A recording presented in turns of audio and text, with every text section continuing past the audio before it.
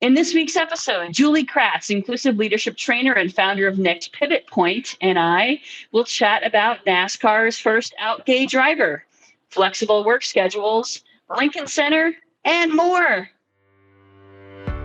Hey there, my name is Bernadette Smith. Welcome to 5 Things in 15 Minutes, my weekly show where I bring good vibes to DEI. That is good vibes to diversity, equity, and inclusion with a little dash of corporate social responsibility. What I've found is that there are lots of news stories about what's going wrong in the world and lots of negative data. But there are also a lot of things going right. That's what I like to focus on.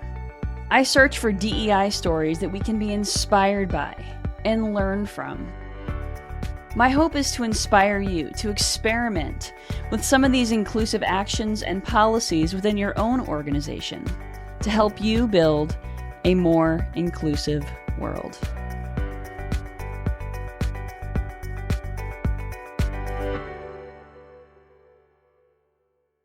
Let's get started. Julie, will you please introduce yourself?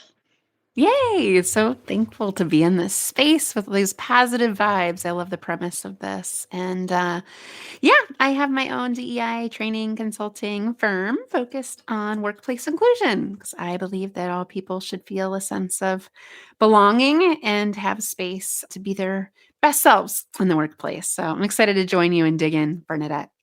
Thank you so much, Julie. Well, one of the things I wrote about this past week was actually not good vibes at all, but I like to find the positive spin, right? So I wrote about how a new study from Boston College and SHRM, that's the Society of Human Resources Management, tells us that 65% of organizations believe that DEI is important, yet about the same percentage are not allocating any resources to DEI. I mean, are you seeing any of that? What are the conversations that you're having like? Yeah, there is a disconnect. I know I was not surprised to see that statistic, and there's been so many different statistics shared over the years, whether it's the business case for it or it's important, but we're not doing anything, disconnect. And I see that happen inside well-intentioned organizations that are just still so new to this space. The summer Sure. of 2020 might have woken them up and they're still trying to do the right thing. But what I see and probably the biggest mistake to watch out for is to ebb and flow with DEI opportunistically with a news cycle. It's just so transparent and obvious to not just your employees, but to the communities and customers you hope to serve. Like this isn't just a check the box, do the thing, be gone. I'm only here when it benefits me. That's performative allyship. And so really being there, especially when it's not cool, when it's not the news, when it's the harder thing to do, the harder choice to make, because this is a long-term game. Like this is not a short-term, certainly I wish we could solve this in the short term, but we're centuries of work, unfortunately, to undo this. Yeah, absolutely. I agree. And also, I think that people get in their heads about it. At the end of the day, I think that there are a lot of competing priorities, and people tend to overthink this. And there are some things that can be done right now that are cost virtually nothing. And you don't need an outside partner you don't need to hire someone externally to help you write a more equitable process or policy. I mean, that's something that you can do internally and make real structural changes. You might have some folks in your learning and development team who know how to put together a workshop. So there are things that can be done internally to advance some of this. But you and I, we're both external folks. Julie, can you tell me what you're seeing that's actually giving you hope? What are some of your clients? What are some of the things that make you feel like, yes, we're on the right path? I have to keep going. Yeah, I think one of the coolest approaches I've seen lately with a long-term client of mine is they do like a DEI snackable approach. And so it's just like bite-sized learning, video, lesson learned. Bernadette, I think of your newsletter and how this could easily be a snackable that at the next team discussion, we're going to pick our favorite, learning from the week. And so one of my clients does something very similar. They have, something on microaggressions that they'll share one week. They'll have a tool on belonging that they'll share another week. They kind of dial in on the big hot topics and break them down into, 2 to 5 minute snippets. And then what's more important is the discussion. Because you and I know we're leading discussions inside organizations a lot about these topics. People need a primer. Not everybody's Hmm. thinking about DEI all the time like we are, shocker. But there's no on and off switch for me. I wish I could turn it off sometimes. But for a lot of people, they're focused on their day job. Like I'm writing code Hmm. and then like have a DEI conversation. I gotta think about that, warm me up a little bit. And so I just love this like bite-sized snackable approach. And I think obviously tools like y'all have are perfect, that people can leverage the great content that's already out there. Yeah, that's a really great idea. Thank you, Julie. I appreciate that. I mean, I Use think it's Bernadette's really newsletter. smart. I think I think it's really smart, and I know that there are some micro learnings available on DEI, but there's also stuff that can be done internally that's low cost. Like for example, I was talking to a company earlier this year that has a safety minute as part of every meeting, everywhere, in all of the dimensions of their firm, and it's like 1 minute about safety. And they were looking to do the same thing about DEI, like 3 minutes in every meeting, some sort of very specific topic, but a micro learning. And I think that that's really, really smart. I love that snackable approach. Plus, it has the consistency factor.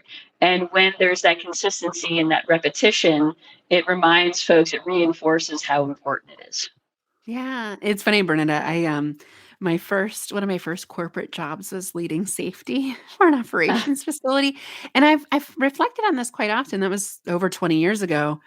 I feel like DEI is kind of in a similar space to where safety was back then. It's like, are we really serious about this? Is this just like the, word of the year kind of thing? And it's like we would say it was the number one priority, but then like would our actions match that? So I think there's a lot to that. Anything else that's important in your business that you would focus on consistency, DEI should be just like that. It should be embedded right there. And it doesn't mean you need to spend days out of the month on DEI.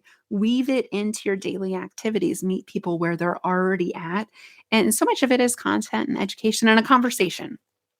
Exactly, exactly. All right, well, let's get to today's good vibes. We are going to stick to 15 minutes exactly today, Julie. So let's get to it.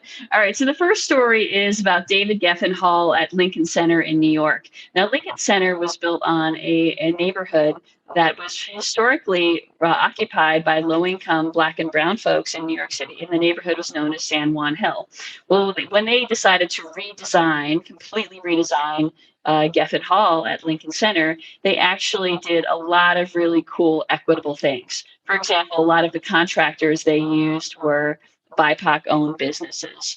They spent a lot of effort training folks in helping new construction workers get union cards.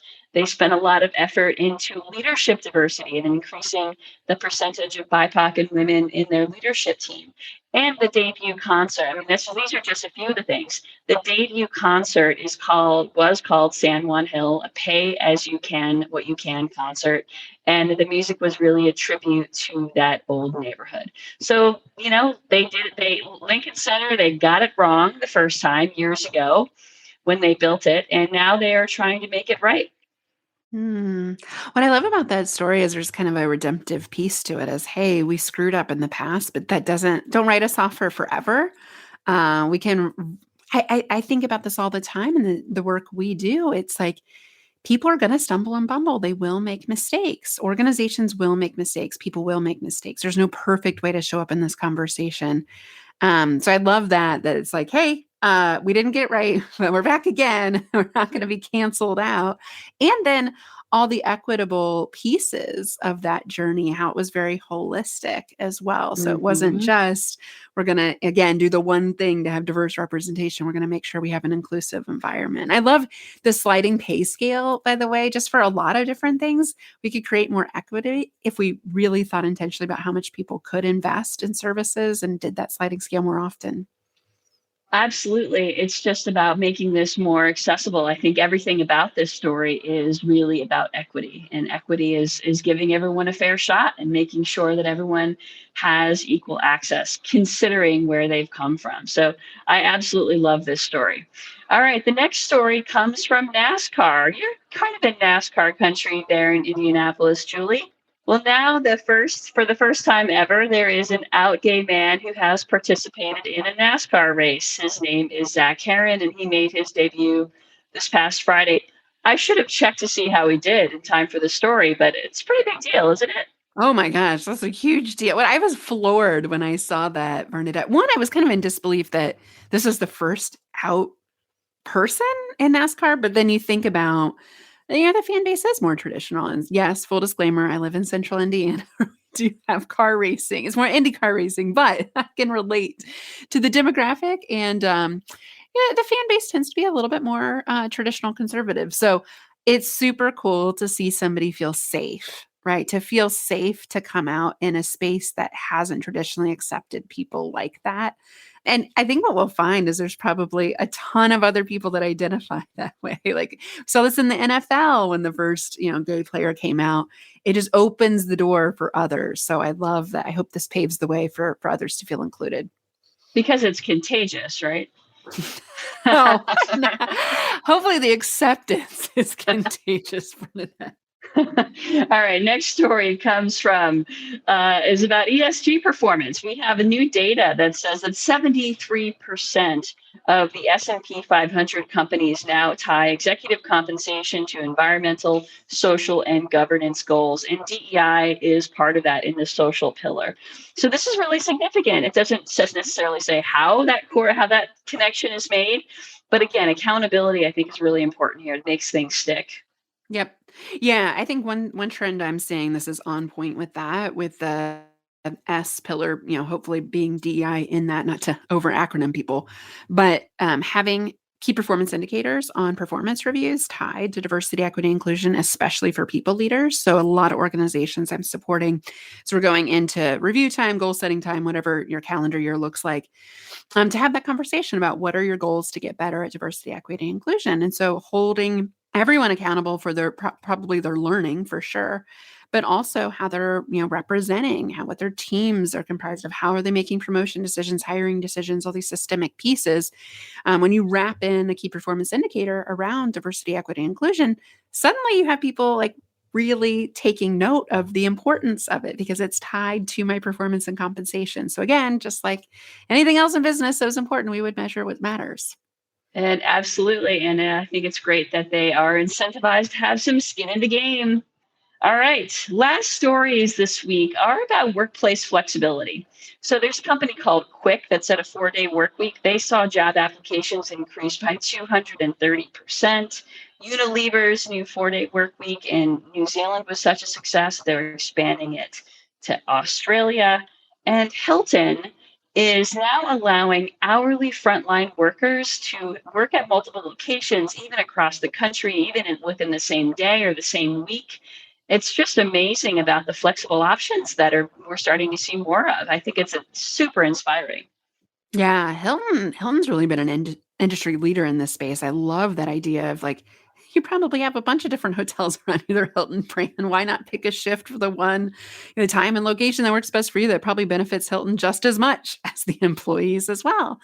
But we know that marginalized groups' flexibility is a huge driver of their employer decision. And employees are in more control than employers still right now in a tight labor market. So it's just smart business to have a flexible work environment that's going to attract folks with disabilities, folks that are caregivers, folks in marginalized communities that, might just benefit more from that flexibility. And we know, the McKinsey Women in the Workplace report that, just had the new data come out a couple of weeks ago, that was the biggest driver for women and especially women of color was flexibility.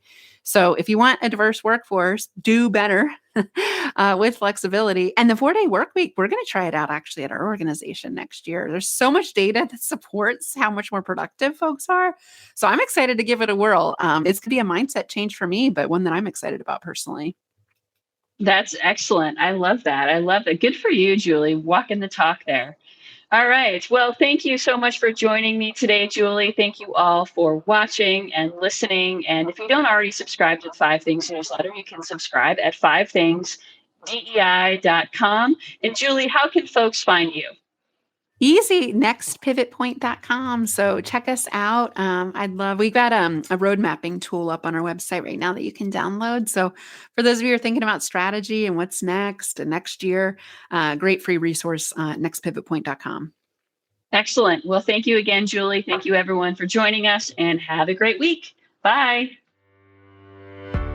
Thank you for listening to 5 Things in 15 Minutes. I hope you found yourself inspired by at least one of this week's stories. If you did, would you mind sharing it with a colleague and leaving us a review on your favorite podcasting platform? And if you don't already get my 5 Things newsletter, join at fivethingsdei.com. I'm Bernadette Smith, and I'll see you next week right here for 5 Things in 15 Minutes, bringing good vibes to DEI.